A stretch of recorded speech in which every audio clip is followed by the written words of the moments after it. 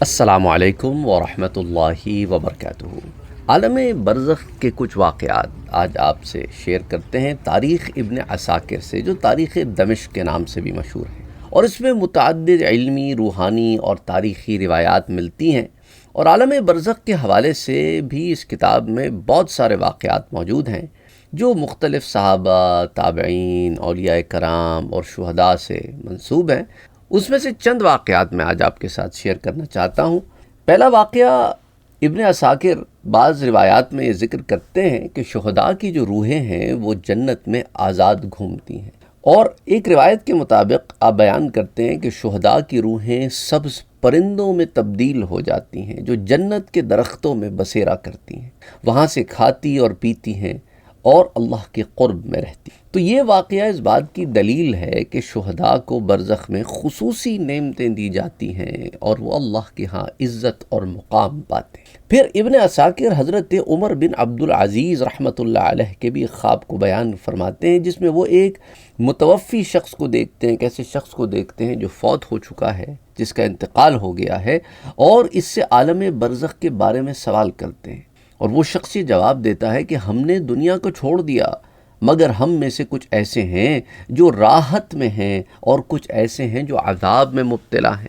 موت کے بعد ہمارے اعمال ہی ہمارے ساتھ رہے اور اب ہمیں ان کا صلہ دیا جا رہا ہے۔ تو اس روایت سے ایک اور حقیقت ہمارے سامنے آتی ہے کہ برزخی زندگی میں اعمال کا بڑا عمل دخل بھی ہے۔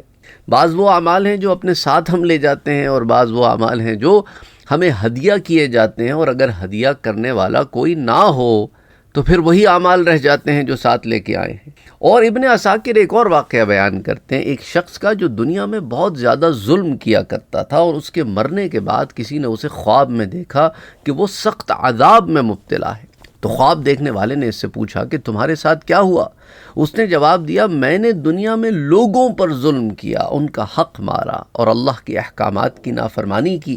اب مجھے قبر میں آگ کے انگاروں پر لٹایا گیا ہے، میرے جسم پر سانپ لپٹے ہوئے ہیں اور میں شدید تکلیف میں ہوں۔ تو اس واقعے سے ہمیں اس بات کی طرف بھی اشارہ ملتا ہے کہ برزخ میں ہر شخص کو اس کے اعمال کے مطابق جزا اور سزا دی جاتی ہے۔ اسی طرح حضرت سفیان ثوری رحمۃ اللہ علیہ کا نام آپ نے سنا ہوگا۔ ابن عساکر جو ہے یہ بہت مشہور محدث ہیں، ان کے متعلق بیان کرتے ہیں کہ ان کے ایک اسٹوڈنٹ، ان کے ایک شاگرد کا انتقال ہوا تو کسی نے انہیں خواب میں دیکھا، اور اس شاگرد نے کہا کہ اللہ نے میری بخشش فرما دی، کیونکہ میں ہمیشہ نیک لوگوں کی صحبت میں رہتا تھا اور دین کا علم حاصل کرتا تھا۔ سبحان اللہ۔ تو اب آپ اس سے اندازہ کریں کہ نیک لوگوں کی صحبت اور دین کا علم حاصل کرنے کا برزخی زندگی میں بھی فائدہ ہے۔ پھر ایک اور آدمی کا واقعہ بیان کرتے ہیں ابن عساکر۔ یہ آدمی بہت عبادت گزار تھا اور بہت متقی تھا۔ اس کے مرنے کے بعد کسی نے اسے خواب میں دیکھا اور اس سے پوچھا کہ اللہ نے تمہارے ساتھ کیا معاملہ کیا؟ تو اس نے جواب دیا کہ جب مجھے قبر میں رکھا گیا تو ایک نورانی چہرے والا شخص میرے پاس آیا۔ میں نے پوچھا کہ تم کون ہو؟ اس نے کہا، میں تمہارے وہ نیک اعمال ہوں جو تم دنیا میں کرتے تھے، اور آج میں تمہاری مدد کے لیے آیا ہوں۔ تو یہ واقعے سے ہمیں برزخی زندگی میں نیک اعمال کے فائدے کا بھی پتہ چلتا ہے۔ اچھا، اسی طرح حضرت سلمان فارسی رضی اللہ تعالی عنہ کا برزخ کے متعلق ایک فرمان ہے جسے ابن عساکر نے جمع کیا ہے۔ آپ فرماتے ہیں کہ جب بندہ مر جاتا ہے تو اگر وہ نیک ہو تو اس کی روح کو جنت کی ہواؤں میں چھوڑ دیا جاتا ہے، اور اگر وہ برا ہو تو اس کی روح کو قید میں ڈال دیا جاتا ہے، جہاں وہ قیامت کے دن تک عذاب میں مبتلا رہتا ہے۔ تو کیا پتہ چلا ہمیں کہ برزخ کی زندگی میں ہر ایک کے ساتھ ایک سا معاملہ نہیں ہے۔ اچھا، اسی طرح ابن عساکر ایک عابد آدمی کا واقعہ بھی بیان کرتے ہیں۔ وہ کہتے ہیں کہ یہ آدمی دن میں روزے رکھتا، رات کو اللہ کی عبادت کرتا اور نیکی میں سبقت لے جانے والا تھا، اور اس کی وفات کے بعد اسے کسی نے خواب میں دیکھا اور پوچھا کہ تیرے ساتھ کیا معاملہ ہوا؟ تو کہنے لگا، جب میری روح قبض کی گئی تو فرشتے انتہائی عزت اور احترام سے اسے لے گئے، قبر میں میرے لیے جنت کا دروازہ کھول دیا گیا اور میں اللہ کی نعمتوں میں داخل ہو گیا۔ تو نیک لوگوں کے لیے برزخ میں راحت کا سامان ہے۔ اچھا، پھر ابن عساکر بیان کرتے ہیں کہ حضرت موسیٰ علیہ السلام کے مقابلے میں فرعون اور اس کے پیروکار جو تھے وہ غرق ہو گئے، تو ان کی روحوں کو برزخی عذاب میں ڈال دیا گیا، اور قرآن اس پر سب سے بڑی دلیل یہ ہے کہ آل فرعون کو صبح و شام آگ کے سامنے پیش کیا جاتا ہے، اور جب قیامت کا دن آئے گا تو کہا جائے گا کہ انہیں سخت ترین عذاب میں داخل کر دو۔ سورہ غافر کی یہ آیت مبارکہ کا ترجمہ ہے۔ اچھا، حضرت بلال کا بھی ایک خواب میں آپ کو بتاتا چلوں۔ ابن عساکر حضرت بلال کے بارے میں بھی ایک واقعہ بیان کرتے ہیں کہ ان کی وفات کے بعد کسی نے انہیں خواب میں دیکھا اور پوچھا کہ اللہ نے آپ کے ساتھ کیا معاملہ کیا، تو حضرت بلال رضی اللہ تعالی عنہ نے جواب دیا، اللہ نے مجھ پر رحمت فرمائی اور جنت میں میرا مقام مقرر کر دیا، کیونکہ میں ہمیشہ اذان دیا کرتا تھا اور حضور اکرم صلی اللہ علیہ وآلہ وسلم سے محبت کرتا تھا۔ تو اسی لیے یاد رکھیں، رسول کی محبت صلی اللہ علیہ وسلم اور دین کی خدمت یہ ایسے معاملے ہیں جن کی برزخ میں بھی جزا ملنا شروع ہو جاتی ہے۔ اور دوسری طرف یاد رکھیں کہ ہمارے ہاں چونکہ کرپشن بڑی ہے، لوگ جھوٹ بہت بولتے ہیں، کاروبار پر بیٹھ کے بھی جھوٹ بولتے ہیں۔ ابن عساکر اس سے متعلق بھی ایک شخص کا واقعہ لاتے ہیں کہ وہ بہت دھوکہ دیا کرتا تھا کاروبار میں، اور اس کی مرنے کے بعد کسی نے اسے خواب میں دیکھا تو کیا دیکھتا ہے کہ اس کا چہرہ سیاہ ہو گیا ہے اور بہت تکلیف میں ہے۔ تو جب اس سے پوچھا تو اس نے کہا کہ میں دنیا میں حرام کمائی کرتا تھا، لوگوں کو دھوکے دیتا تھا اور زکوٰۃ بھی نہیں دیتا تھا، اب میری قبر میں ہر رات مجھے زنجیروں میں جکڑ دیا جاتا ہے اور آگ کے انگاروں پر لٹایا جاتا ہے۔ تو یہاں وہ سمجھتا تھا کہ وہ بڑا ہیرو ہے، بڑا چکمے دے رہا ہے لوگوں کو، لیکن یاد رکھو کرامن کاتبین یعلمون ما تفعلون، تمہاری جو کتاب ہے وہ چل رہی ہے، اللہ کے فرشتے اس میں لکھے جا رہے ہیں تمہارے اعمال۔ ابن عساکر ایک نیک آدمی کا ذکر کرتے ہیں جو حضرت عثمان رضی اللہ تعالی عنہ کے قرب میں دفن ہوا تھا۔ کسی نے اس شخص کو خواب میں دیکھا اور پوچھا کہ اللہ نے تمہارا ساتھ کیا معاملہ کیا، تمہارا کیا حال ہے؟ تو اس نے کہا جب مجھے قبر میں رکھا گیا تو ایک نورانی شخص میرے پاس آیا، میں نے پوچھا تم کون ہو؟ اس نے کہا میں تمہارے وہ نیک اعمال ہوں جو تم دنیا میں کرتے تھے، اور آج میں تمہاری مدد کے لیے آیا ہوں۔ تو نیک اعمال انسان کے جو ہیں وہ اس دنیا تک ہی نہیں محدود، بلکہ انشاءاللہ آخرت میں بھی اور یہ برزخی حیات میں بھی اللہ سبحانہ و تعالیٰ کے حکم سے مدد کرتے ہیں۔ تو ان سارے واقعات کو، مختصر واقعات ہیں، ذکر کرنے کا مقصد کیا ہے کہ دیکھیں برزخی حیات جو ہے یہ پہلا سٹیپ ہے آخرت کی طرف۔ تو جو نیک لوگ ہیں وہ جنت کی نعمتوں میں ہیں، ان کی روحیں آزاد ہیں، وہ برزخ میں راحت پاتے ہیں، اور جو گناہ گار ہیں وہ برزخ میں قید ہوتے ہیں، عذاب میں مبتلا ہوتے ہیں، ان کی روحوں کو تکلیف ہوتی ہے۔ اور شہداء کی جہاں تک تعلق ہے تو ان کی روحیں تو جنت کے پرندوں میں اللہ منتقل فرما دیتا ہے کہ وہ جنت سے کھاتے ہیں، پیتے ہیں، سیر کرتے ہیں، اور اللہ کے قرب انہیں حاصل ہوتا ہے۔ اور جو دھوکے باز اور ظالم لوگ ہوتے ہیں ان کے لیے قبر میں آگ ہے، زنجیریں ہیں، شدید عذاب ہے۔ تو برزخی زندگی ایک باضابطہ زندگی ہے، وہ کوئی خواب نہیں ہے، اس کے اندر روح بھی ہے اور جسم بھی ہے، اور جسم اگر بظاہر آپ کو ختم ہوا نظر آتا ہے، لیکن برزخی حیات میں چونکہ وہ ایک اور ہی ڈائمنشن ہے، وہ کوئی ایک اور ہی ریلم ہے، کوئی اور ہی عالم ہے، اس عالم کی معاملات اس عالم سے جداگانہ ہیں۔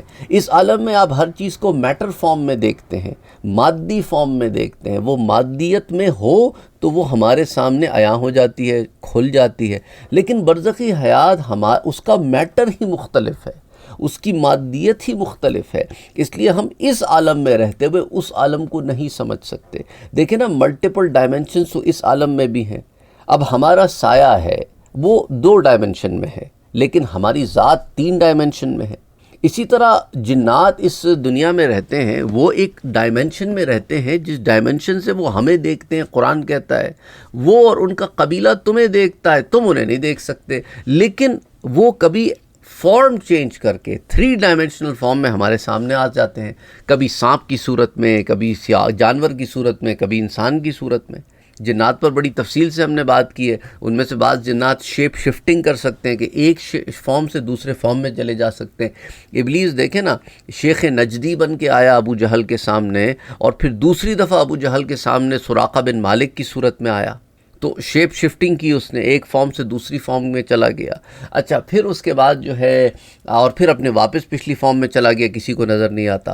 اور اللہ سبحانہ و تعالیٰ انبیاء کرام کو یہ قوت و طاقت دیتا ہے کہ وہ دوسری ڈائمنشنز میں، دوسرے ریلم میں بھی چیزوں کو دیکھ لیتے ہیں کہ حضور صلی اللہ علیہ وسلم قبر کے باہر کھڑے ہیں اور دیکھ رہے ہیں کہ قبر کے اندر فلاں کو عذاب ہو رہا ہے. یہ واقعات بھی ہم نے پڑھے ہیں اور سنے ہیں. اسی طرح یہ بھی معاملہ ہے کہ جنات کو دیکھ لیا، وہیں پہ بیٹھے ہیں صحابہ، انہیں نظر نہیں آ رہے جنات، لیکن حضور کی جو ہے نگاہ نبوت ان جنات کو دیکھ رہی ہے. اچھا، ملائکہ کو حضور کی نگاہ نبوت دیکھتی ہے اور ساتھ بیٹھے صحابہ کو نظر نہیں آ رہے. اچھا، کبھی وہ ملائکہ شیپ شفٹ کر کے انسانی فارم میں آ جاتے ہیں، کبھی دہیا کلبی کی فارم میں آتے ہیں تو حضرت عائشہ اور حضرت حسن دیکھ لیتے ہیں اور وہ دہیا قلبی سمجھتے ہیں انہیں. کبھی حضرت جبرائیل امین جو ہے ایک عرابی، ایک مسافر کی صورت میں آتے ہیں، اور حدیث جبریل جس کا نتیجہ ہمارے سامنے ہے، اور جب جاتے ہیں تو حضور صحابہ سے کہتے ہیں کہ پتہ ہے کون آیا تھا؟ انہوں نے کہا نہیں، کوئی نہیں آیا تھا، بس یہ تھا کہ ایک ایسا شخص جو بظاہر مسافر معلوم ہوتا تھا لیکن اس پر نہ سفر کی کوئی تھکان تھی نہ گرد و غبار تھا، ایسے صاف ستھرے کپڑے پہن کے آیا تھا کہ گویا بس برابر کے گھر سے آ رہا ہو، لیکن ہم نے اسے کبھی نہیں دیکھا. تو حضور نے کہا یہ جبرائیل تھے جو تمہیں تمہارا دین سکھانے آئے تھے. پھر حضرت جبرائیل امین حضرت مریم کے پاس جاتے ہیں، صورت انسان. اچھا، پھر حضرت جبرائیل اور چند اور ملائکہ حضرت ابراہیم کے پاس ایک انجان اجنبی لوگوں کی چہروں کی صورت میں آتے ہیں. حالانکہ حضرت ابراہیم نے تو جبرائیل علیہ السلام کو کئی دفعہ دیکھا ہوا تھا، لیکن ایک الگ صورت اختیار کر کے آتے ہیں. پھر یہی صورتیں اختیار کی ہوئے حضرت لوط کے پاس چلے جاتے ہیں. تو یہ معاملات ہیں کہ ایک ڈائمنشن سے دوسرے ڈائمنشن میں آنے کے لیے عالم مثال کی کوئی صورت اختیار کرتے ہیں وہ. اور عالم مثال، اس پر ہم پہلے بڑی تفصیل سے بات کر چکے ہیں کہ وہ عالم مثال کیا ہے، اس کی مادیت کیا ہے. بہرحال تو کہنے کا مقصد یہاں یہ ہے کہ ہم یہاں کی دنیا پہ ہر عالم کو نہیں رکھ سکتے. دیکھیں نا، اللہ نے قرآن میں سورہ فاتحہ میں کیا فرمایا؟ الحمدللہ رب العالمین، وہ رب جو تمام جہانوں کا رب ہے، ہر عالم کا رب ہے. اور عالم بھی بذات خود ایک پلورل ہے، اور پلورل کا پلورل جمع الجمع ہے، العالمین. کیونکہ دیکھیں نا، عالم بھی ایسے ہی ہے جیسے آپ کہتے ہیں نا کہ کوئی بھی آپ پلورل لفظ لے لیں جو اس کا سنگولر نہ ہو. جیسے قوم ہے، قوم جو ہے وہ خود بھی پلورل ہے، اور اقوام وہ پلورل کا پلورل ہو گیا، جمع الجمع ہو گیا. تو اس طرح اور بہت ساری چیزیں ہیں جو گروپ کے لیے لفظ استعمال ہوتا ہے، اور گروپ خود بذات انگریزی میں ایک پلورل ہے. اور پھر گروپس یعنی کہ کئی گروپوں کی جمع، اور ہر گروپ میں ایک سے زائد شخص ہوں گے تو گروپ بنے گا. تو anyway ایسے الفاظ مختلف زبانوں میں موجود ہیں. تو عالمین بھی ایسی ہے کہ جمع الجمع ہے. اس عالمین میں کتنے عالم ہیں میرا رب جانتا ہے، اور وہ کتنے ریلمز میں ہیں، کتنے ڈائمنشنز میں ہیں، کہاں کہاں لوکیٹڈ ہے. ہر آسمان کے درمیان کتنے عالم ہیں ہمیں نہیں معلوم. ہم تو صرف آسمانی دنیا کے نیچے موجود ایک یونیورس کو جانتے ہیں کہ یہ ایک یونیورس ہے جس کی ایکسپینشن ہو رہی ہے، اور اللہ قرآن میں کہتا ہے کہ ہم اسے پھیلا رہے ہیں، موسیون کے پروسیس میں ہے، یہ پھیلتا جا رہا ہے. اور یہ تو ایک عالم ہے. اس یونیورس میں کتنے اور عالم ہیں ہمیں نہیں معلوم. اور ہر آسمان کے درمیان کتنے یونیورسز ہیں، اور ہر یونیورس میں کتنے عالم ہیں ہم نہیں جانتے. جنت بھی ایک عالم ہے جو ابھی بھی ہے. اس میں جو اللہ نے چیزیں تخلیق فرما دی ہیں وہ ابھی بھی وہیں ہیں، زندہ ہیں، اور قیامت میں ختم بھی نہیں ہوں گی، کیونکہ وہ اس ریلم سے باہر ہیں. اس پورے ٹائم، اس پوری اسپیس پہ جس پہ قیامت آئے گی اس سے جنت باہر ہے. اس لیے قیامت کے دن جنت کو قریب لایا جائے گا. قرآن کہتا ہے جنت کو قریب لایا جائے گا. یہ کہیں دور ہے تو ہی قریب لایا جا رہا ہے نا، کہیں ایک ایسی جگہ ہے جو ایک اپنی ایک عالم ہے، اسے قریب لایا جائے گا. اللہ اکبر، اللہ بہتر جانتا ہے کیا معاملات ہے. تو اسی طرح برزخ کے معاملات بھی ہیں، وہ ایک الگ عالم ہے. اس عالم پہ یہاں کی چیزوں کی امپلیمنٹیشن نہیں ہوتی. اب مسئلہ یہاں پہ آپ اپنے سوالات جو آپ لوگ مجھے بھیجتے ہیں، اپنے بھیجے ہوئے سوالات کو ایک دفعہ خود بیٹھ کے پڑھیں کہ ہمارا جو سوال ہے وہ کہیں ہم اس عالم کے چیزوں کو سامنے رکھتے ہوئے اس عالم کو تو جج نہیں کر رہے ہیں، کیونکہ وہاں کے تو اصول ہی مختلف ہیں. It's based on different principles, same principles تو نہیں ہیں. تو ہم یہاں کے پرنسپلس پہ وہاں کو کیسے جج کر سکتے ہیں؟ ہم نے سارا کچھ یہیں کا سوچا ہوا ہے، ہم جنت کو بھی انہی پرنسپلس پہ جج کر رہے ہیں. تو اس لیے ہمیں یہ سوچنا ہوگا کہ ہم یہاں کے قوانین پر، یہاں کے اصولوں پر دوسرے عالموں کو نہیں جج کر سکتے، اس لیے ان کو سمجھنا ہمارے لیے مشکل ہے۔ ہم نہیں جانتے کہ ان کی کیفیت کیا ہوگی، کہ کیا کیفیت ہوگی کہ ایک شخص جنت میں بیٹھا ہے اور جہنمیوں سے کلام کر رہا ہے اور جہنمی اسے جواب بھی دے رہے ہیں، حالانکہ جنت اور جہنم برابر بھی نہیں ہے، کتنے دور ہیں اللہ جانتا ہے، لیکن وہ بات ایسے کر رہے ہیں جیسے میں اور آپ کر رہے ہیں، اور وداؤٹ اینی ایکوپمنٹ بیٹھے ہیں، بات کر رہے ہیں، کسی جہنمی کا ذکر آیا، جنتی نے کہا ہم دیکھتے ہیں ان کا کیا حال ہے، اور وہاں کلام کر لیا۔ یا کبھی ایسی یوں نظر کی، جہنم میں نظر کی، تو اس کے بعد جہنمیوں کو عذاب میں دیکھا تو پوچھ لیا ما سلککم فی سقر، بھئی تم نے ایسے کیا کام کیے تھے کہ تم یہاں آ گئے ہو؟ قالوا لم نک من المصلین ولم نک نطعم المسکین، تو پھر جہنمی جواب دیں گے۔ تو بہرحال اللہ سبحانہ وتعالی آسانیاں پر فرمائے، آمین، اللہم صلی علی محمد وعلی آل محمد۔